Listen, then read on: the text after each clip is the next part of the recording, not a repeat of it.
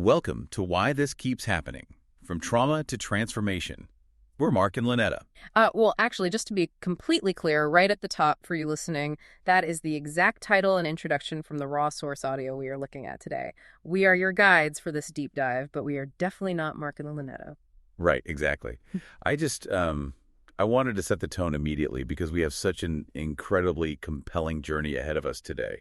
We are stepping directly into the raw, unfiltered world of a real coaching session. Yeah, it's a profound piece of source material. It really is. I Yes. mean, imagine having a fly-on-the-wall perspective of a moment where someone's entire worldview, their whole way of processing deep-seated fear and trauma is completely deconstructed and rebuilt in real time. And before we get into the weeds, it is important to give you a bit of context about what you'd actually hear if you were listening to the raw audio of this framework. To ensure complete anonymity for the clients involved in these sessions, the audio uses AI-generated voices. Right, for privacy. Exactly, condensed and altered for privacy. But I want to make something very clear right now. The words, the emotional stakes, the deep-seated fears, those are entirely real. This isn't a scripted drama. This is a person in the middle of a very real crisis. Yeah, her name has been changed to Sarah to protect her identity, but her panic is palpable. And our mission for this deep dive is very specific. We're looking to deconstruct mechanics of fear and trauma based on how Mark and Lynetta guide Sarah through her panic. We are looking for specific, real-world tools that you can use to break free from repeating patterns in your own life. And what I love is that we aren't doing this by ignoring fear. We aren't, slapping a happy face sticker over a gaping emotional wound or pretending everything is fine. We are talking about radically transforming how you interact with fear itself. Which challenges the assumption that healing has to be a purely clinical, highly formalized process. We usually picture sitting in sterile rooms, using heavy psychological jargon, and viewing ourselves as patients who need to be fixed. Absolutely. But this methodology, which is outlined in a foundational guide they use called The Language of Empowerment and Creative Workability, it frames human beings in a completely different light. It frames us as powerful creators who possess the innate ability to consciously direct our emotional energy. Okay, let's unpack this because I can already hear people listening to this and thinking, wait, if I have trauma, telling me I'm the author of my reality sounds a little bit like victim blaming. I mean, I had that exact same thought when I first opened the text. It's a completely natural pushback, but the guides actually address this head on. The philosophy here isn't about blaming you for what happened to you. If someone harms you, that is on them. But the focus of this framework is entirely on what happens next. You're right. How do you process it? How do you carry it? What they are arguing is that if you remain in the passive role of the victim long after the event has ended, you are effectively leaving the remote control to your nervous system in the hands of the person who hurt you. Wow, yeah. And taking back that remote control starts with the literal words we use every single day. Their framework suggests that how you speak directly shapes how you process reality. It's the linguistic architecture of empowerment. It demands a strict restructuring of your everyday vocabulary. And the first major swap they demand is dropping the word forgiveness and replacing it with the word release. What's fascinating here is the sheer amount of moral baggage that the word forgiveness carries when you really look at its mechanics. Think about it. When you are told you need to forgive someone who has profoundly wronged you, what does that actually feel like in your body? It feels incredibly heavy. It feels like an obligation. Exactly. It often feels like you are being asked to condone their actions or let them off the hook. It creates this internal courtroom dynamic where you are suddenly the judge, they are the defendant, and you are burdened with the agonizing task of granting clemency. And if you can't do it, society tells you that you are the one feeling it healing, which just adds guilt on top of the original pain. Right. But when you introduce release, it changes the entire geometry of the situation. Release is a functional, empowering action. When you release, you aren't saying what the other person did was okay. You are simply untethering yourself from the weight of it. The analogy that always comes to mind for me is holding a burning piece of coal. Forgiveness feels like you have to look at the person who handed you the coal and tell them it's okay that they burned you. That's a perfect way to put it. Yeah, whereas release is simply opening your hand and letting the burning coal drop to the floor. You aren't doing it for them. You are doing it so your hand stops burning. It removed the other person from the equation entirely. You don't need their apology to release them. It puts the power back in your hands. And if we're talking about untethering ourselves, it really changes how we look at everyday interactions, especially in relationships. Yes, specifically how the guide views the concept of compromise. We are taught our whole lives that compromise is the secret to a happy relationship, right? Give a little to get a little. But Mark and Lynetta argue that compromise is actually a flawed foundation. They want to swap it out for a concept called workability. Right. Because if you look at the math of compromise, it implies a zero-sum game where both parties must lose something to reach an agreement. You want option A, I want option B, so we settle for option C, which neither of us actually wants. We both walk away slightly disappointed. Exactly. Over time, that breeds resentment. You're slowly chipping away at yourselves. But workability asks a completely different question. It asks, how do we build a solution together where neither of us loses ourselves? It is collaborative rather than concessionary. It demands more creativity, but it ensures that both individuals remain fully empowered. Moving from a mindset of scarcity to a mindset of creation. And speaking of power dynamics, the framework also takes a hard look at the word mercy, swapping it out for compassion. Because mercy requires a hierarchy. It implies an unhealthy power dynamic where one person is towering over another, graciously withholding punishment. It's intrinsically condescending, like a king sparing a peasant. Yes. Whereas compassion is an equalizer. It's standing shoulder to shoulder with someone in their humanity. And that equalizing force is directly tied to their next vocabulary shift, which is moving from agency to power. Those words are often used interchangeably, but the authors make a vital distinction. Agency can feel like a permission slip granted by external circumstances. You have agency if the system allows it. But power is about absolute self-authorship.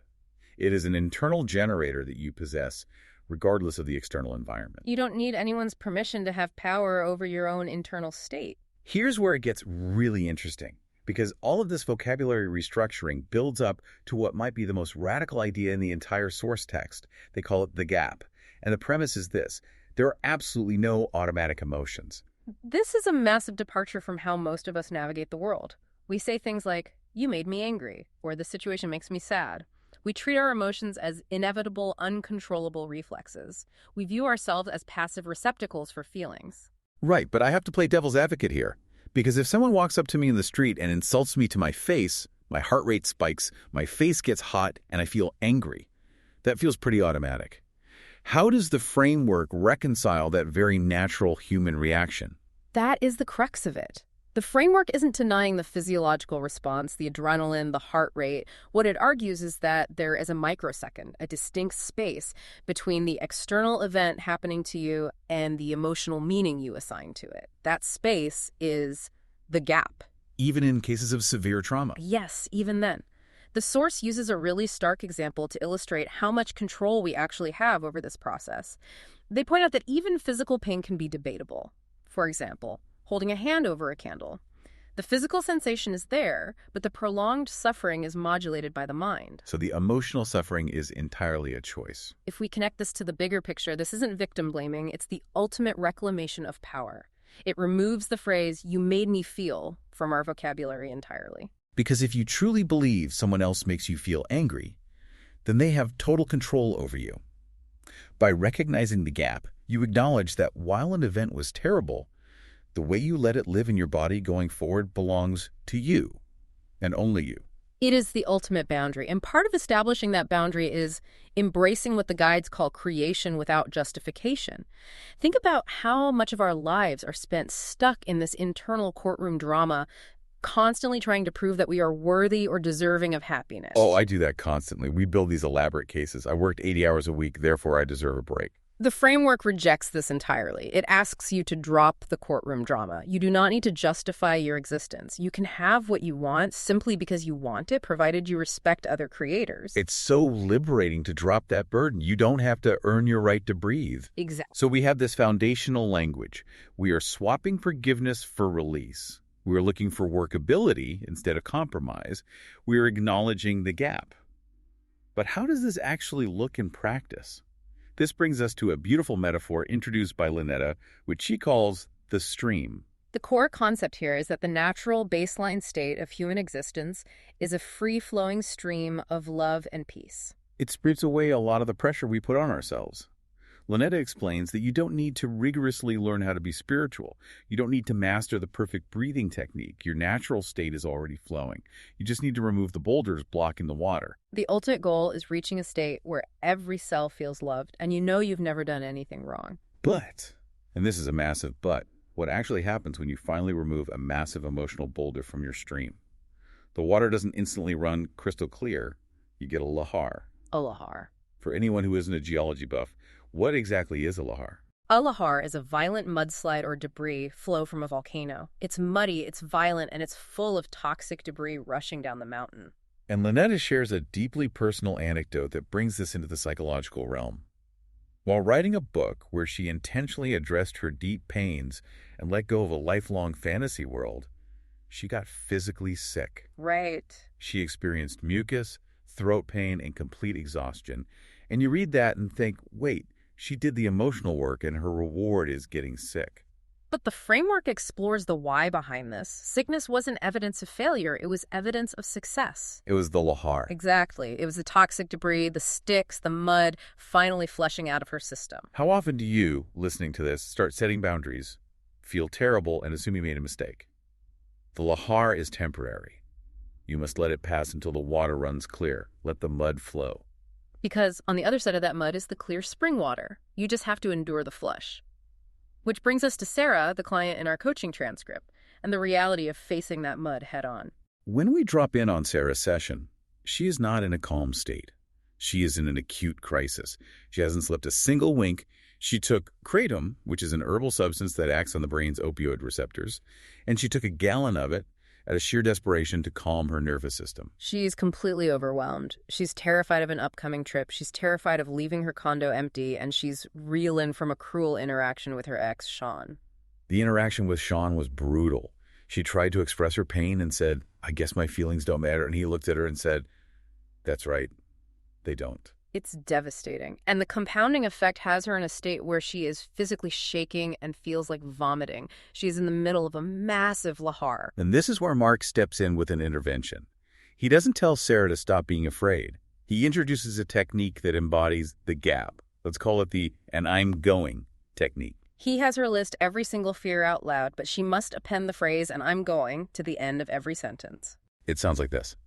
I'm scared of my condo being alone. Yeah. And I'm going. I don't know what's going to happen there. And I'm going. This bridges the psychological gap between FEAR, false evidence appearing real, and the action of face everything and rise.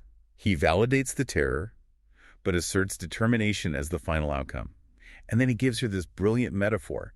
He tells Sarah she has a 1,000,000-volt battery of stored energy inside her. Imagine water rushing down a hillside. Trauma has dug a deep trench called the fear channel. Right. If you do nothing, the energy flows there. But as a creator, you can dig a new trench right next to it. You siphon off the outrage, the shaking, the terror, and channel that exact same voltage into determination. You've already survived 100% of your bad days. Mark reminds Sarah of her successful past trip to Portugal to prove she already has this circuitry built. Which brings us to the mental mechanics of how to actually manage this when the intrusive thoughts start screaming at you. The sources provide two imaginative tools to regulate the nervous system. The first is what Lynetta calls the grocery store tantrum. I love this analogy. Imagine your mind is a child throwing a massive tantrum on the grocery store floor, kicking and screaming for a bag of candy. You do not fight the child. You sit down calmly and say, I know you want the candy. I see how badly you want it. But we are getting apples. This raises an important question. Why is this effective? Because you do not suppress the fear. Right, you validate it. You validate the desire completely. Mark even mentions jumping up and down with kids at camp to validate their feelings. But your determination gets the final word. It's parental energy for your own mind. And that transitions into the second mental mechanic, the brain dial visualization. Mark points out that since fears are just circuits of imagination, you can use imagination to regulate them. He tells her to imagine a physical dial in her brain. Reach up and turn the volume of your fear from 100% down to 90%. Feel the somatic difference, then dial it to 80%. It distracts the brain's alarm system. We created these trauma channels to survive. Now we can consciously turn down their volume, and he challenges her to channel love to her fears instead of hating them. It's a complete inversion of how we normally treat our anxiety. Okay, we need to look at this next part carefully because we have to talk about the absolute necessity of precision when it comes to your identity. Dismantling toxic self-labels. Sarah calls herself toxic because she makes people uncomfortable. And Mark aggressively challenges this sloppy use of language. Her grandfather and father were toxic, meaning they were actively abusive. Sarah is not toxic. She is simply full of fear. Toxic is an identity sentence. Full of fear is a temporary state of being. Precision in our language stops us from absorbing shame. Exactly. So what does this all mean? Once they clear up her identity, Mark tackles her ultimate catastrophizing, what we can call the Scottsdale police scenario. She genuinely fears the local police will lock her up just to laugh at her and limit her opportunities. Instead of saying that won't happen, Mark uses Socratic questioning to walk her all the way to the end of her nightmare. He says, okay, you're in jail. The cops are laughing at you. Day 1 finishes. Do they come back on day 2 to laugh again? And Sarah realizes, no, they wouldn't. They'd be bored. They'd be bored. Mark proves that even in her absolute worst-case scenario, the universe's malice toward her has an incredibly short attention span. The fear collapses under its own absurdity. Exposing the central lie of catastrophic anxiety, the monsters lose their terrifying power. It's such a freeing realization. We have journeyed through some incredibly dense territory today. We explored the lahar of healing, the empowerment of reclaiming our vocabulary through the gap, and the I'm scared and I'm going technique to redirect our internal battery. We practiced the dial visualization to systematically lower the volume of our fear and learned how to collapse catastrophic thinking by playing the tape to the end. If you want to explore these concepts further and understand how to apply this to your own life, visit whythiskeepshappening.com for additional support. I want to leave you with a final thought to mull over. Think about the biggest mess in your life right now. What if that debris isn't proof that you're broken? What if it's the lahar, the exact proof that your river is finally clearing itself out to make way for the life you actually want? Release the past. Reclaim your power. Start now.